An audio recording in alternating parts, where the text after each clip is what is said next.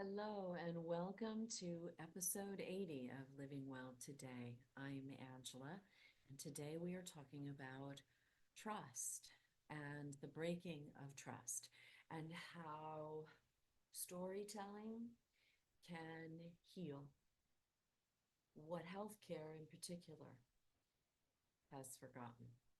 So, what does all of that mean and why does it matter? Well, trust is the new currency, and it's actually at an all time low. We trust very little anymore. And certainly the media fuels that. But our own personal experiences also codify that for us in some ways. There is truth in we find what we go looking for. But so much has been brought into question. So many rocks are getting turned over. So many systems breaking down necessarily so that something new and better can come in. So each week we talk about on living well today what it means to live well. And trust is at the heart of that. Now, while living well is relative, it's different for depending on whose lenses you're looking through. There are some basic premises that we all require in order to feel safe and satisfied and purposeful, and that life has meaning, and that we can have faith in certain things, look forward and look up to, and aspire and inspire to certain concepts and people in our lives. And certainly our doctors, our healthcare providers, our nurses, our caregivers, that is a system that for a very long time, so many have given their full power over to, in fact. And now you see more and more people coming back into their own power, their own best advocacy. So, what does storytelling have to do with all of this? There's a wonderful person that I follow on social. I would encourage you. I've read a lot of what he's written, and I've watched many of his podcast interviews and books, etc., articles. His name is Dr. Zach Bush, and uh, he was a part of the system for a really long time until he realized that was not a part of a system he wanted to be in anymore, that he was causing more harm than he was creating good. And now he's devoted his entire life and teachings to creating well being and reconnecting us to nature and us understanding stories as well. I just watched something of him. I've talked about story for a very long time, right? It's been the foundation of my work for, well, since I was 5 years old, singing stories from the stage. But Zach talks about stories around the fire. And when we stare down, the actual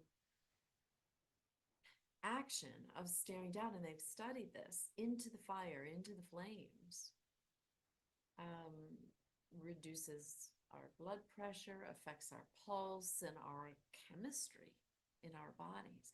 And so you see, I've talked for a long time about us being hardwired, baked into our DNA is our connection to one another, to all the higher powers, uh, to our higher self through story and understanding. And Carolyn Mace talks about this extensively, archetypes and story. And I've watched her work for many, many years, but I really have only come into a fuller understanding of it maybe in the last year or so. Um, Story. And that stories can, through stories, through our language, and in particular, I was consulting a few individuals this week who this past week have got some real healthcare challenges they're contending with. And consulting and coaching them, guiding them, advising them on this wonderful concept of speaking well-being into being. And with trust, you see, is the bedrock. Because if there isn't trust, will you honor the story that you hear? Will you believe it? Will you use it to transmute? Will you convert it? So if your doctor, you're someone that you have long desired to trust, you're consulting with the most important thing that there is for this body, which is your well-being, the physical well-being of the body, you're looking to them, and they're not talking story by and large, unless, I mean, you might get lucky once in a while. Usually, I think I have some statistics in here, and I have some slides that I want to share about what we call narrative medicine. But trust being at an all-time low, not just in politics, not just in media, but in this singular system that we so count on in our most vulnerable moments. In our most vulnerable, intimate, personal moments, that system is failing us. And there is no storytelling, just charts and data and doctors who spend 7 minutes with me. And, they flip open the chart. We've all been there. You can't tell me you haven't had this experience. We've all been there. They haven't read your chart or prepared themselves to have a meaningful conversation with you. They're seeing patients every 7 minutes. So on average, now that's, I'm making a generic statement. Of course you have that occasional experience that's real and meaningful, and there's a connection there, and the provider leans in and looks you in the eye and shares an intimate, real conversation, and is not guarded and disconnected and looking just simply at the data.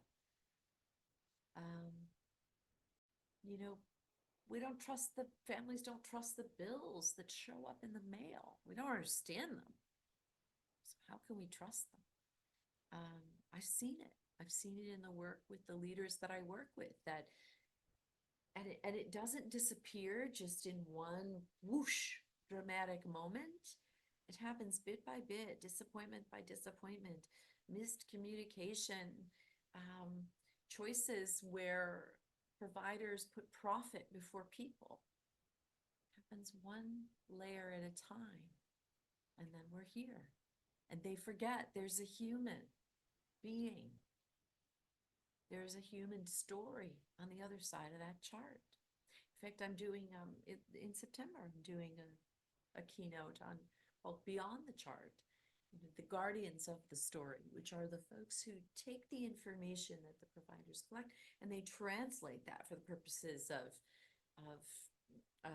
filing and archiving and insurance and coding and all of that. But patients are confused, they're scared. There are so many stories of misdiagnosis, and not by, it can happen.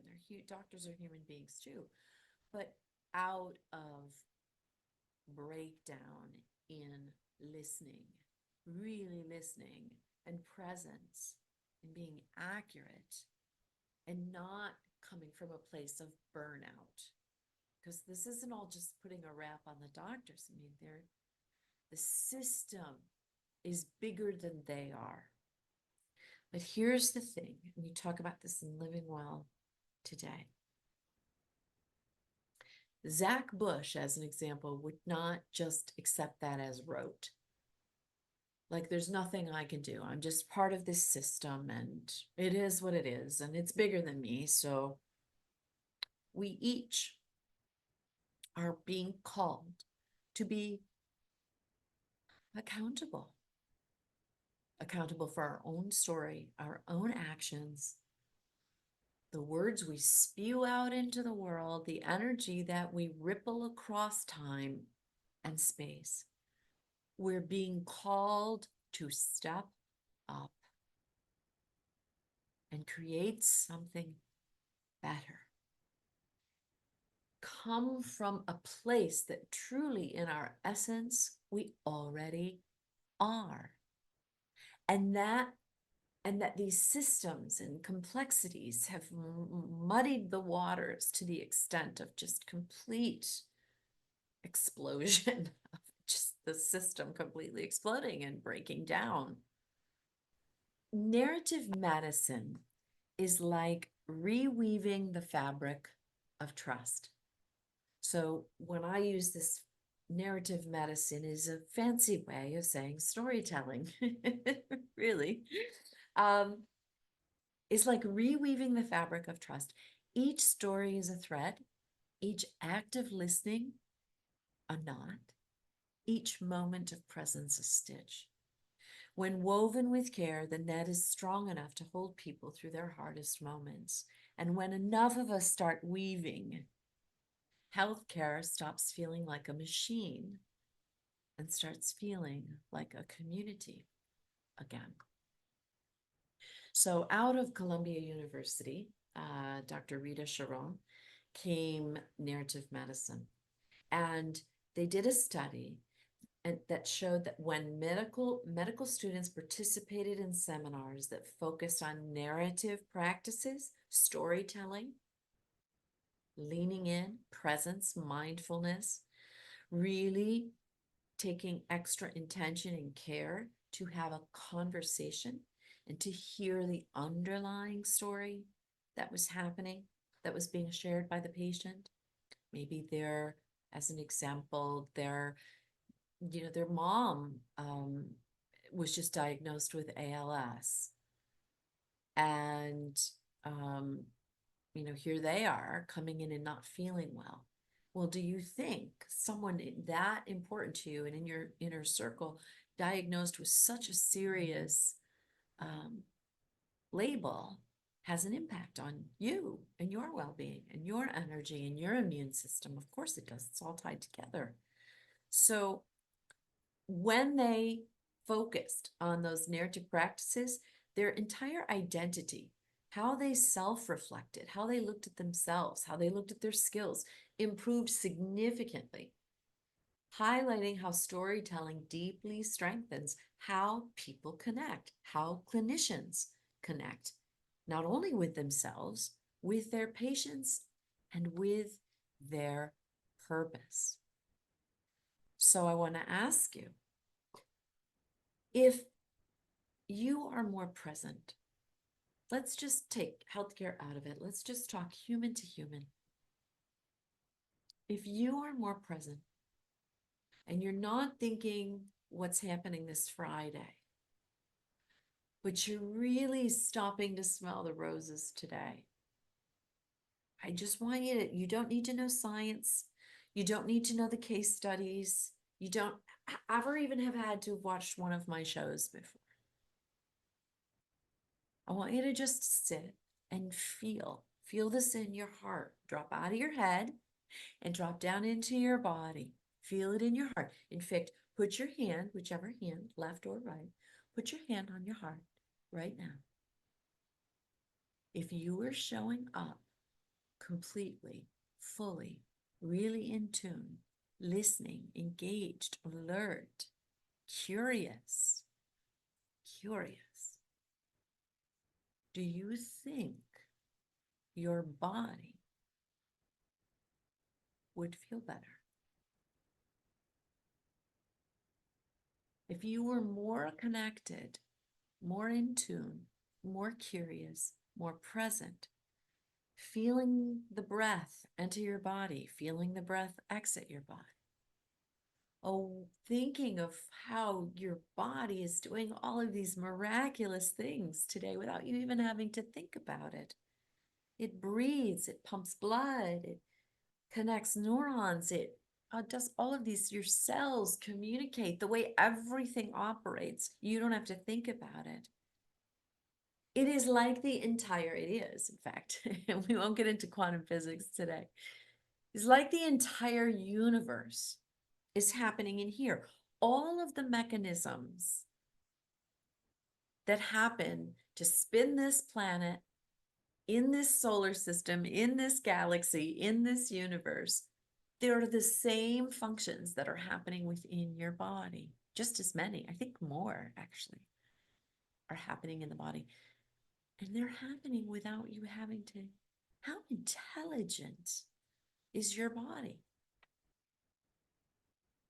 And how would it, could it, might it feel better if you were in tune with it, if you were intentional with it, if you were curious, if you were leaning in and breathing and listening to it, and then could communicate more effectively your own story. So it isn't just about how healthcare forgot. We forgot.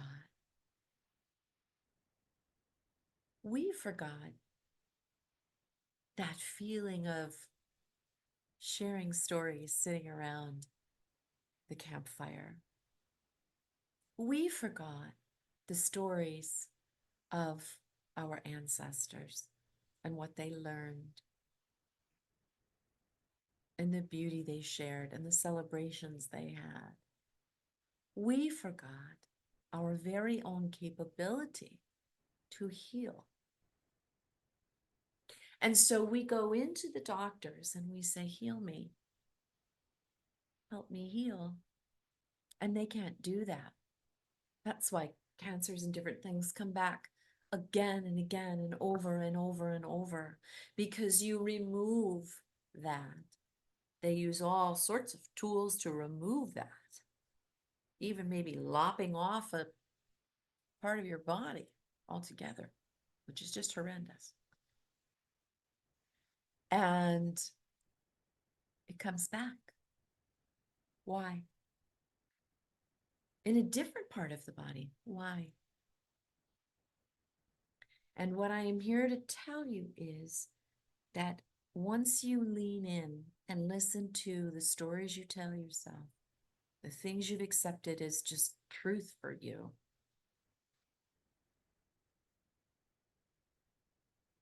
when you question those and when you get curious about those and say, maybe there's a better story I could be telling to myself. Maybe there's a better way. Maybe the way isn't through my mind. Maybe my way to myself is through my heart. And stories ultimately come from here. Yes, I understand. You put the pieces together in your brain and it's a cooperative creation. I get that. But they start here in the center of you. So I want to encourage you, the next time you go in to your healthcare provider, have a conversation with your body first. Really get as clear as you possibly can before you go in, and then hold them accountable to sit there and listen to what you share with them. And then ask them to repeat back to you. So, doctor, what is it that you just heard? Don't let them off the hook. So, nurse practitioner, so PA, what is it that you just heard? Are you really hearing me? I'm asking you to really hear me, because my story is more than that chart in your hands. I am more, and I represent all of us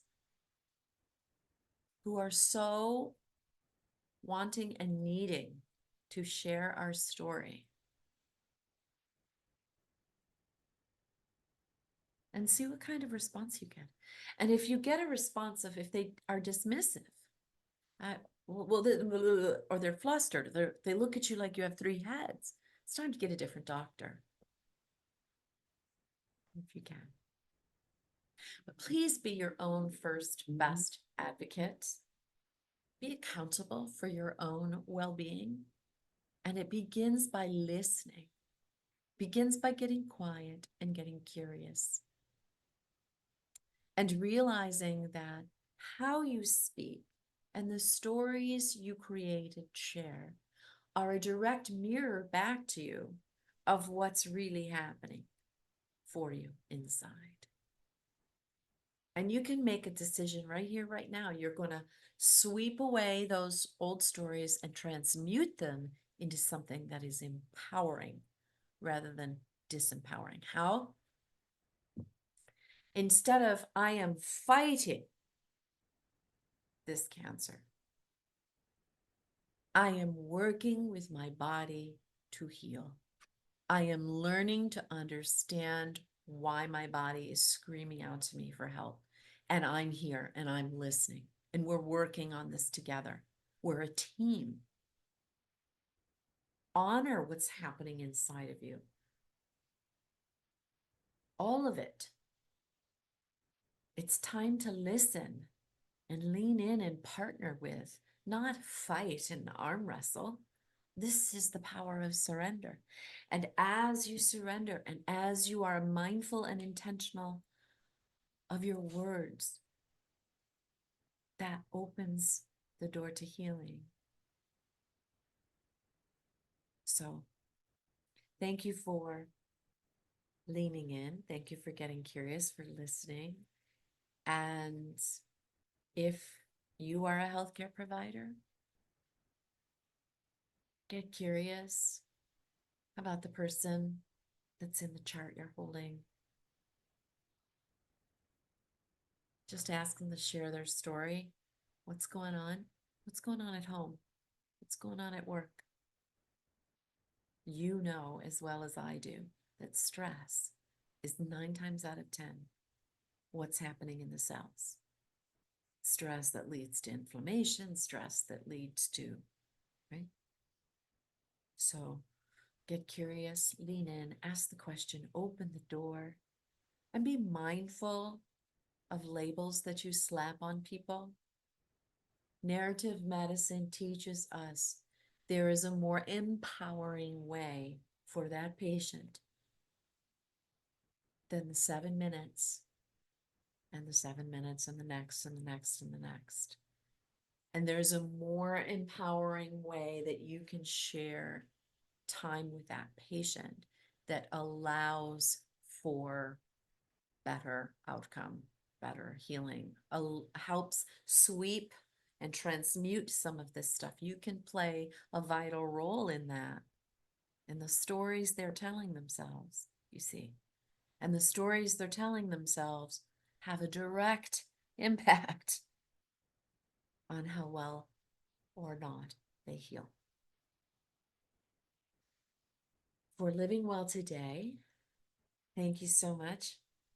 And we'll continue our conversations as we can about trust and about the power of trust, the power of story to change worlds, to shift and uplift all of us living in this world that we share together.